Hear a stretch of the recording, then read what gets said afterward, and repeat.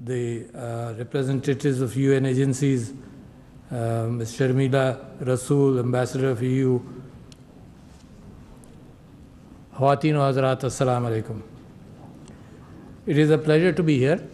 You must be tired, but this is such an important occasion, I do not promise to restrict my speech. I have always wondered why my wife has pushed so many women issues.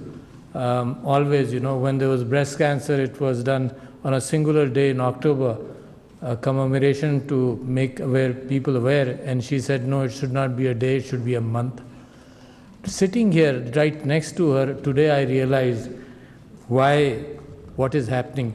So I looked at astrology, and I knew that today is her birthday. So if she's born on a woman's rights day, she pushes those rights on every occasion I can imagine. So ladies and gentlemen, talking about women and particularly with reference to COVID, I must congratulate the woman who probably shared the bigger burden, harassment at home, violence at home, outside during nursing, etc.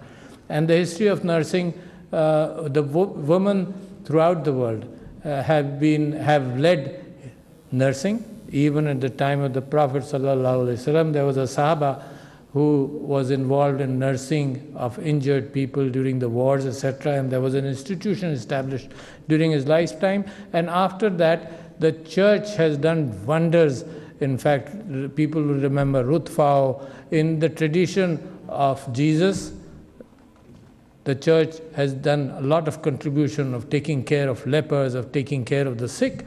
So the religious tradition as far as nursing and COVID is concerned has been born by the woman throughout history, and again it was repeated during the COVID. So I must take my hats off to the woman particularly, of course to the men also, but to the woman particularly. Now having touched what has been expressed and the laws in Pakistan, etc., let me pick up one by one issues what we need to do. ایک تو ہوتا ہے discussion کہ کیا کرنا ہے, کیا حالات ہیں, کیا ایسا ہے اور کیسا ہے, اور ایک ہے کہ ہم کر کیا سکتے ہیں. جو قوانین پاکستان کے اندر اب پاس ہوئے ہیں وہ قوانین صرف ریٹریٹ کرتے ہیں جو قوانین ہم نے انہیرٹ کیے, اور ہماری ہسٹری اس معنی کر کے ہے بہت پرانی, مگر اس پر میں بعد میں آؤں گا.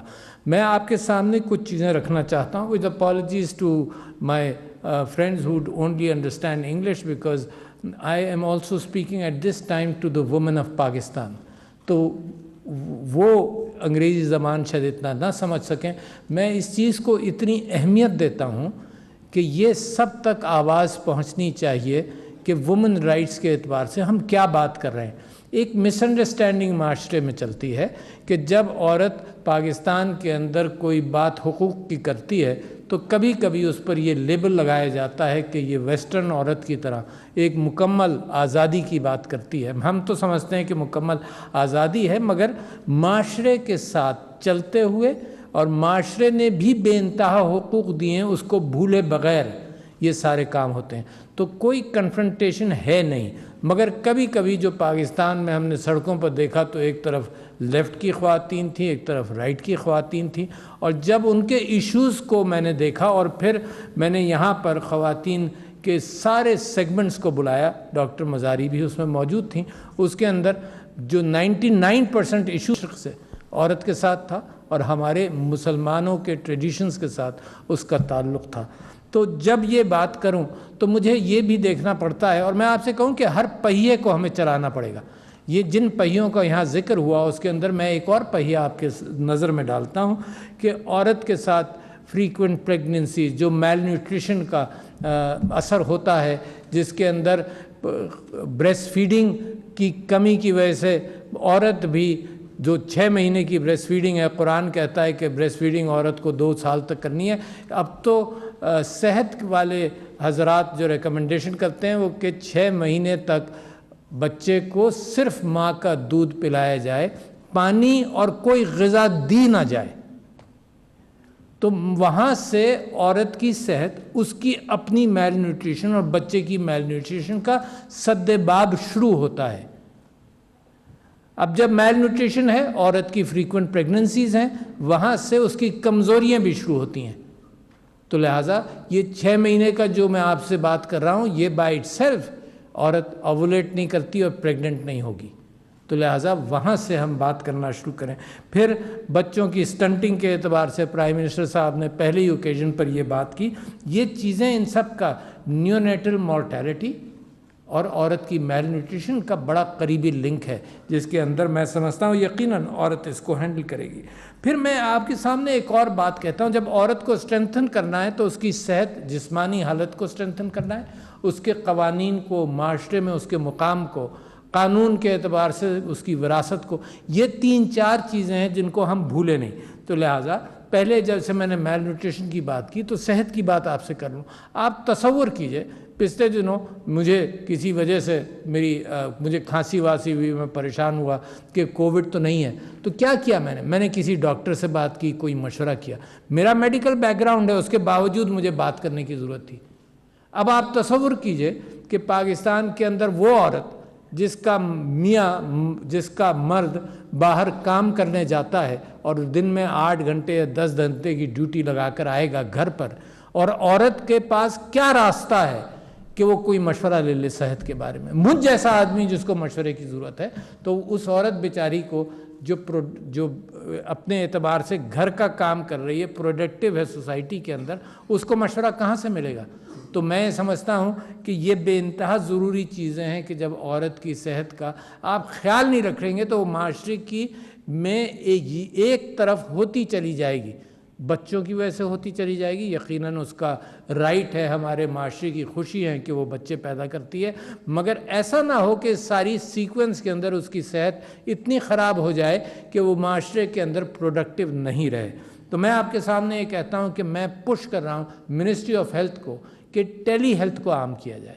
ٹیلی ہیلتھ کا مطلب یہ ہے کہ کوئی عورت جو نکل نہ سکتی ہو، دیکھو تصور اس کا عورت کے ذریعے کریں، غربا کے ذریعے ضرور کریں، مفلسوں کے ذریعے ضرور کریں، مگر عورت کے ذریعے زیادہ کریں، کیونکہ معاشرے کے اندر وہ ایک پسے ہوئے طبقے کے اعتبار سے آتی ہے۔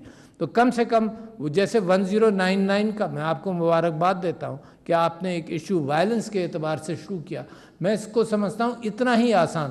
آپ خودکشیوں دیکھتے ہیں، روزانہ کی خبر ہوتی ہے کہ ایک عورت نے اپنے بچوں کے ساتھ خودکشی کر لی، یہ سٹریس کا ایلیمنٹ ہے، تو کیوں نہ اس کو یہ سہولت فراہم کی جائے کہ وہ ٹیلی فون اٹھا کر مفت کال کر کے کسی سے مشورہ لے لے۔ بڑی اہم بات آپ کے سامنے کر رہا ہوں، پاکستان کے اندر اس بات کا امکان نہیں ہوگا اگلے 5-6 سال کے اندر کہ ہر مرد و زن جو ہے وہ ڈاکٹر کے پاس فوراً پہنچ جائے اور اس کا علاج ہو۔ تو لہٰذا ہم پاکستان کے اعتبار سے اپنے دماغوں کو ہم تیز کریں کہ کیا چیزیں ہم بڑے سستے انداز سے کر سکتے ہیں۔ اسی لیے میں نے سٹریس کا بھی ذکر کیا کہ جنرل فگرز یہ ہیں کہ 40% سٹریس معاشرے میں ہے، پاکستان میں بھی وہ فگرز صحیح ہیں۔ کہیں مشورہ تو کر لے۔ یہ ٹابو کا ذکر کیا کسی نے، آپ کو واقف ہونا چاہیے، میں آپ سے کہتا ہوں کہ ٹاپو کے نام سے ہوائین لفظ تھا جس کے اندر کسی چیز کی بات نہیں کی جا سکتی تھی، تو وہ ہوائی سے ٹاپو آیا اور ٹابو بن گیا۔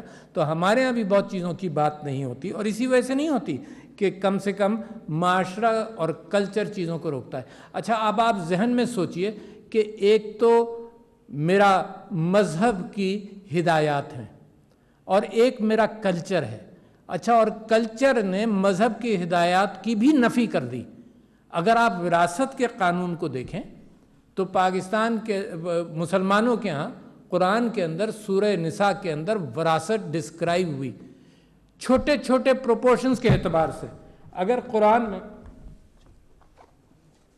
اس کو ذرا سا ٹھیک کرنا پڑے گا کہ یہاں چیزیں رک جائیں، رکتی نہیں۔ اچھا، اگر قرآن کے اندر اگر کوئی قانون اللہ تعالیٰ نے بڑی اچھی اور بڑی گہرے انداز سے جس کا ذکر کیا ہے، فریکشنز کا ذکر کر کے عورت کی وراثت کا ذکر کیا ہے، فریکشنز میں۔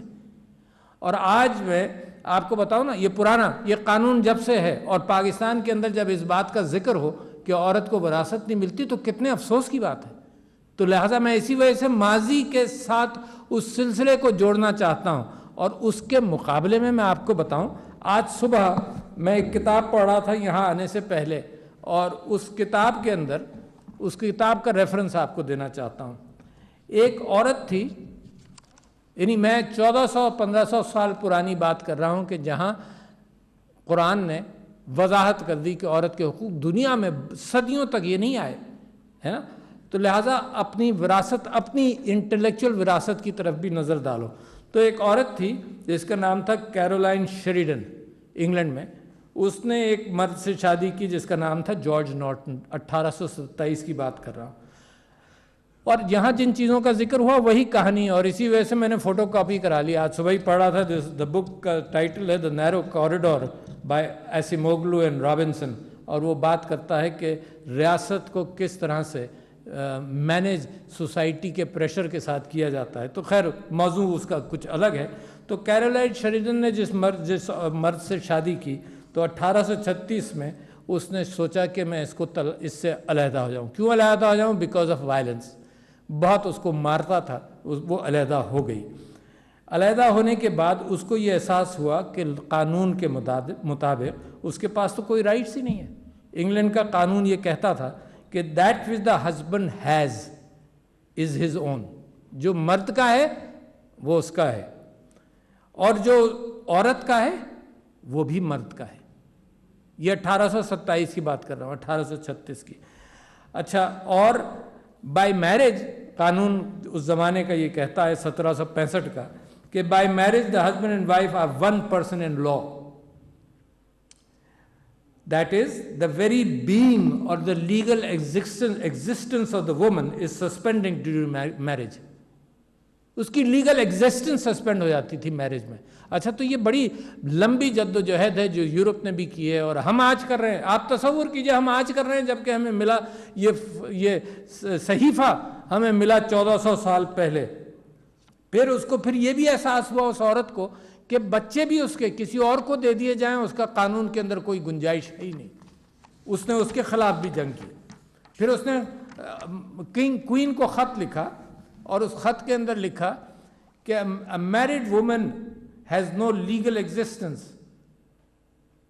Everything is absorbed by his husband. She has no possessions. She has no right to her property. Has no legal right even to her clothes or ornaments. Her husband may take them and sell them in the market, even though they may be gifts she has bought themselves or be given to her. She cannot legally claim her own earnings. چاہے وہ پڑھاتی ہو، آگے وہ لکھتی ہے بڑی تفصیل سے، چاہے وہ پڑھاتی ہو، چاہے وہ سلائی کرتی ہو، چاہے وہ لکھتی ہو، اس کی ساری ارننگز اس کے شوہر کی ہیں.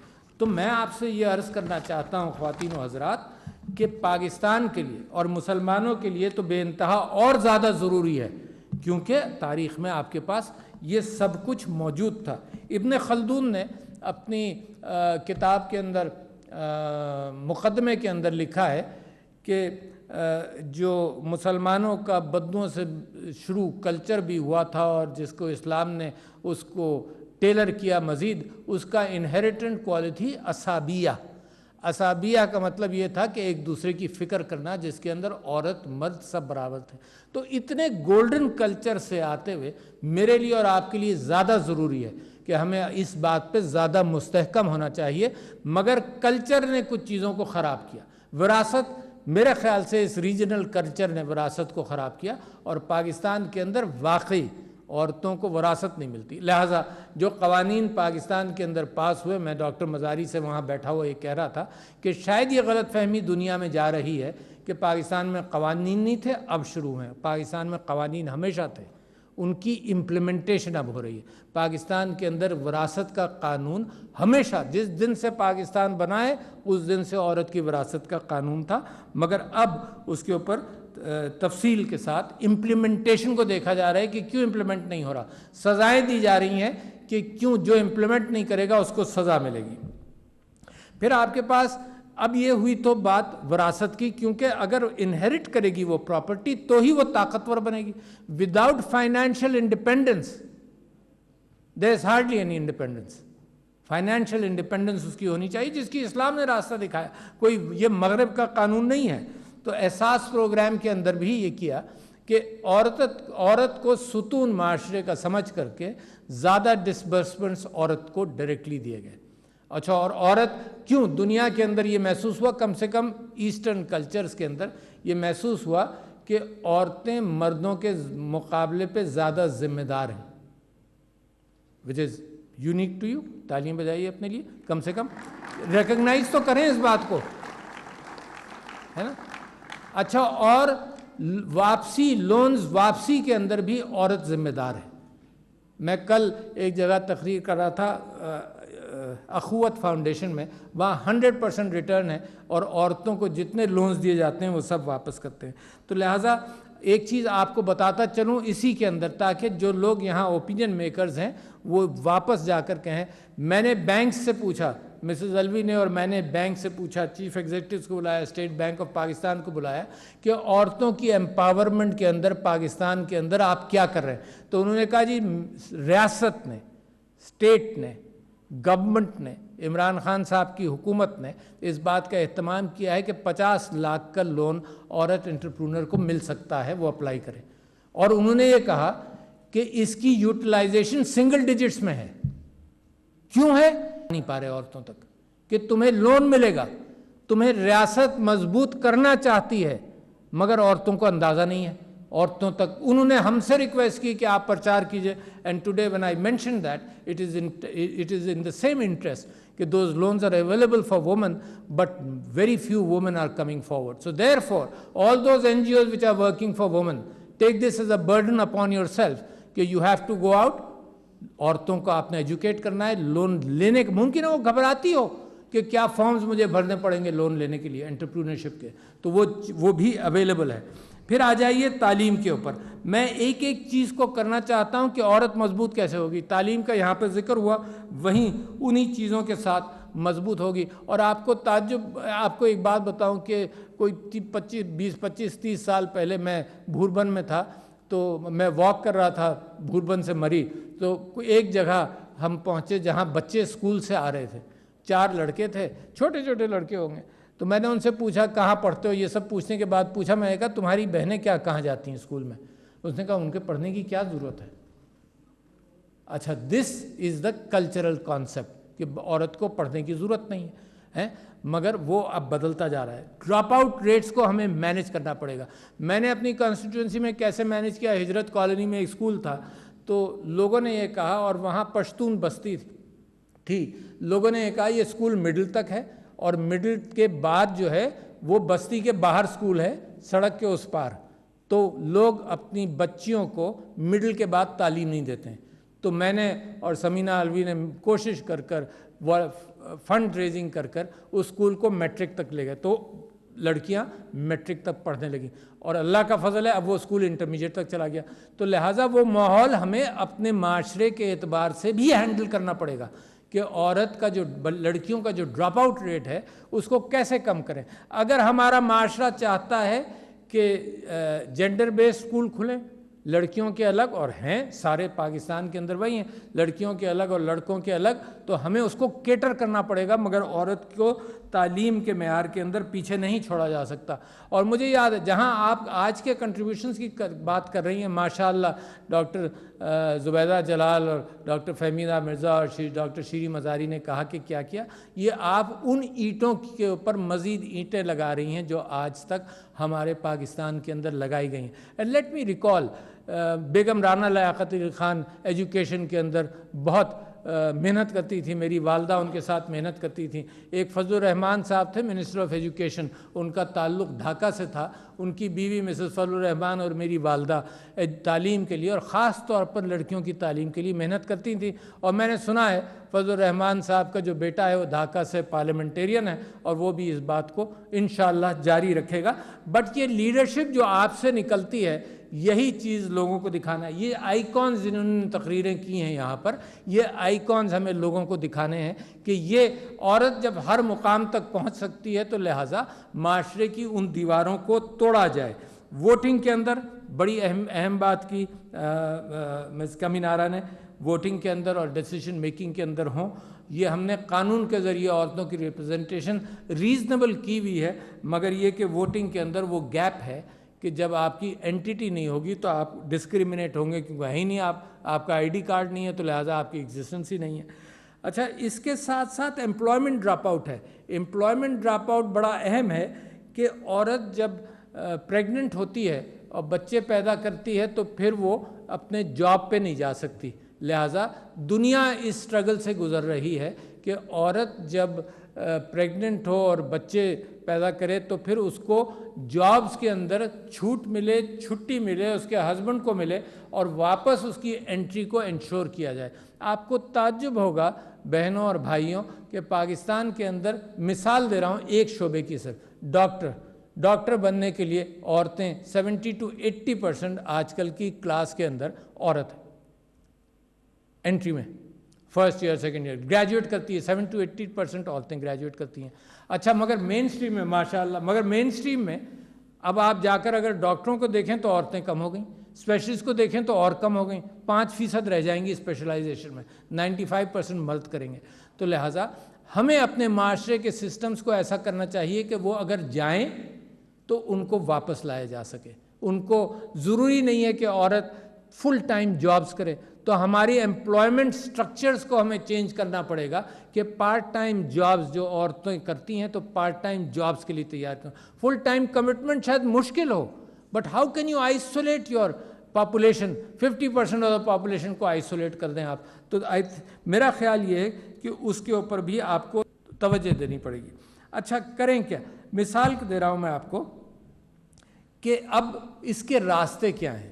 ایک تو ہم نے اور آپ نے بات کی اور ہم ہر فورم پر کوشش کر رہے ہیں کہ عورت کو رائٹس ملے, ہراسمنٹ نہ ہو, پبلک سپیسز اس کے لیے کھلی ہوں, وہ سیف محسوس کرے جاتے ہوئے. اینٹی ریپ بل اگر کوئی ایسا واقعہ پیش آئے اس کے لیے سخت سزا دی جائے تاکہ عورت معاشرے کے اندر وہ طاقت محسوس کرے اور وہ حفاظت محسوس کرے جو ایک اسلامی معاشرے کے اندر ہو سکتا ہے.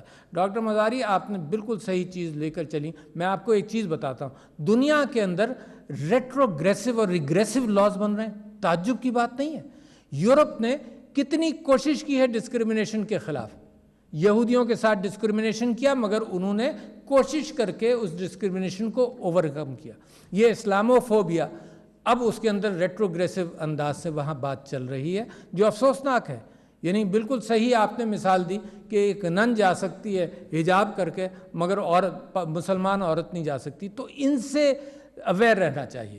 پچھلی مرتبہ میں نے گفتگو کی تھی, اس کے اوپر کہیں کچھ زیادہ ریاکشن ہوا, مگر اویئر اگر ہم پوائنٹ آؤٹ نہیں کریں گے تو بھی رکے گا کیسے. اور ایک چیز آپ ہندوستان کے بارے میں بھول گئیں کہ وہاں شادی کا بل آ گیا ہے کہ ہندو مرد اور مسلمان عورت کی شادی کو ڈیزالو کیا جائے. یہ عورت کے حقوق پر ضرب نہیں ہے, بہت بڑی ضرب ہے. یہ ہیومن رائٹس کی بات یورپین یونین کو سمجھ نہیں آئی. میں نے ابھی پچھلے دنوں پڑھا, کوئی 2-3 پیجز کے 40 یا 48 پوائنٹس تھے ہیومن رائٹس وائلیشن کے اندر. اس کے اندر پاکستان کا ذکر آیا. ہندوستان کے اندر جہاں قانون بدلے جا رہے ہیں ہندوستان کا ذکر نہیں آیا. یہ ہے ہپوکریسی. یہ ہے کہ جو اگر کہیں کوئی ملک مضبوط ہے اکنامکلی تو اس کی بات سنی جا رہی ہے, اس کی بات چھپائی جا رہی ہے, دبائی جا رہی ہے. جب آپ باتیں دبائیں گے تو آپ کو یہی نظر آئے گا کہ وہاں پر عورتوں کے خلاف مظالم بڑھ رہے ہیں, عورتوں کے خلاف ہیومن رائٹس, مذہب کے اعتبار سے مسلمانوں کے اوپر مظالم بڑھ رہے ہیں. اور ہیومن رائٹس کے جو یورپین یونین نے جو اسٹیٹمنٹ دیا اس کے اندر بہت بڑی کسر ہے جو میں پوائنٹ آؤٹ کرنا چاہتا ہوں. اچھا, اب سب سے بڑے پہیے ہمارے کیا ہیں؟ ایک تو میڈیا ہے. دیکھو, جو معاشرے کی سوچ کو بدلنا ہے. میں نے پچھلے دنوں یہاں سوشل میڈیا اور میڈیا انفلوئنسرز کی ایک میٹنگ بلائی اور میں نے ان کو ذمہ داری دی کہ وہ معاشرے کو بدلنا آسان کام نہیں ہے. یہ جو کلچرل سٹرکچرز ہیں ان کا مقابلہ سب سے زیادہ مشکل ہوتا ہے. تو لہٰذا میڈیا سب سے زیادہ امپورٹنٹ ہے جس کے اندر عورت کے اوپر وائلنس نہیں دکھایا جائے, عورت کے وائلنس کا پرچار کم کیا جائے, اس کو نارم نہیں سمجھا جائے, اس کو بیماری سمجھا جائے اور بیماری کے اعتبار سے رکھا جائے. لہٰذا ڈراموں کے اندر عورت کی عزت کرنا کیوں نہ, یعنی آپ یہ کہیں کہ آرٹیفیشل بات ہے, نہیں ہے. عورت کی عزت کرنا, جو ایک اسلامی معاشرے کا شعار ہو سکتا ہے وہ عورت کی عزت کرنا دکھائی جائے. معاشرے کو تبدیل کرنے کے لیے یہ نہیں ہوتا کہ آپ ایک بیلنس ایٹیٹیوڈ ظلم اور ستم سارا دکھائیں تو اولاد بھی وہی سیکھتی ہوئی بڑھے گی. تو لہٰذا ایک رسپانسبل میڈیا کی ضرورت ہے. اور میں حسینہ معین صاحبہ کی تعریف کرنا چاہتا ہوں کیونکہ انہوں نے ایک ڈرامہ لکھا ہے بریسٹ کینسر جس کے اندر مینشن ہوا. تو لہٰذا ڈراموں کے ذریعے میڈیا کے ذریعے جو معاشرے کی ریسٹرکشنز ہیں، دیکھو اسلام اس معاملے میں بڑا کلیئر تھا. یہ جو معاشرے نے اس کا کلر دے کر ہمارا کلچر خراب ہوا ہے اس کو ہم نے ٹھیک کرنا ہے. اور دوسری بات، اس پہیے کا سب سے اہم پہلو یہ ہے کہ علماء کے ساتھ بے انتہا کوآپریشن ہے. یعنی جو قرآن کی ہدایات ہیں اس پر علماء تو بہت آگے ہمارے ساتھ جانے کو تیار ہیں. مثال کے طور پر پراپرٹی رائٹس کے اوپر قرآن کے حوالے سے اور قانون کے حوالے سے. اور منسٹری آف لاء کو میں نے کہا ترجمہ ہم نے اپنے قوانین کا بھی کر لیا، اور سورہ نساء کے ساتھ ہر مسجد میں we plan to put up a poster on this, for example on breastfeeding, on malnutrition. یعنی یہ جو ہمارا بہت بڑی طاقت ہے کہ ہر محلے کے اندر مسجد ہے، اس مسجد کو ہمیں استعمال کرنا چاہیے کہ عورت کا وہ مقام جس کے اندر اس کی سیفٹی ہو، اس کی امپلائمنٹ ہو. ہمارے مذہب کے اعتبار سے کلچر اور ٹریڈیشن اگر اس کے خلاف بات کرے تو آپ کو اس کو قابو کرنا پڑے گا. تو یہ ایک تبدیلی کرنی ہے پاکستان کے اندر. میں یہ سمجھتا ہوں کہ اپنی بات کو میں اختتام تک پہنچاؤں گا. عمران خان صاحب پرائم منسٹر آف پاکستان اس بات کے لیے کوشاں ہیں. اس کے ساتھ ساتھ محمد علی جناح، قائد اعظم محمد علی جناح نے یہ بات کی تھی کہ عورتوں کے بغیر، انہوں نے کہا کہ ایک تو قلم ہے اور ایک تلوار ہے مگر ایک تیسری طاقت ہے اور وہ ہے عورت. اگر عورت کو آپ معاشرے میں پورا مقام نہیں دیں گے تو مس کمینارا نے بھی یہ بات کہی کہ جی ڈی پی پر بھی اثر پڑتا ہے. تو ہماری ایک تو ضرورت ہے معیشت کے اعتبار سے کہ ہم ان سب کو کریں. ڈسیبلڈ جو ڈفرینٹلی ایبلڈ لوگ ہیں ان کو بھی کریں، وہ 10-15% ہوں گے معاشرے کے، عورت کو بھی کریں. تو لہٰذا ایک وہ معاشرہ اور ایک وہ پاکستان جس کے اوپر مجھے اور آپ کو امیدیں ہیں، وہ پاکستان بنے گا جس میں ہر پسے ہوئے طبقے، چاہے وہ مائنارٹیز ہوں، جو بھی کمزور ہو. پاکستان اور اسلام اور ریاست مدینہ وہ بات کرتی ہے کہ کمزوروں کو اٹھا کر، احساس پروگرام میں کووڈ میں آپ نے ثابت کیا کہ کمزوروں کو اٹھا کر جب ایک مضبوط پاکستان بنے گا، وہ پاکستان سب کے حقوق کی حفاظت کرے گا اور دنیا کے لیے مشعل راہ بنے گا. تو میں اس امید کے ساتھ کہ آپ لوگوں نے جتنی باتیں سنی، جو کوششیں کر رہے ہیں ان کی رفتار آپ بڑھائیں تو انشاءاللہ چند سالوں کے اندر یہ تبدیلیاں آ سکتی ہیں. اس کے اندر ڈیکیڈز نہیں لگنے چاہیے. ایک ولفل معاشرہ جو ہے اس کے بس میں ہے کہ یہ تبدیلیاں لے کر آئے، اور وہ معاشرہ میں آج پاکستان میں دیکھتا ہوں. پاکستان پائندہ باد.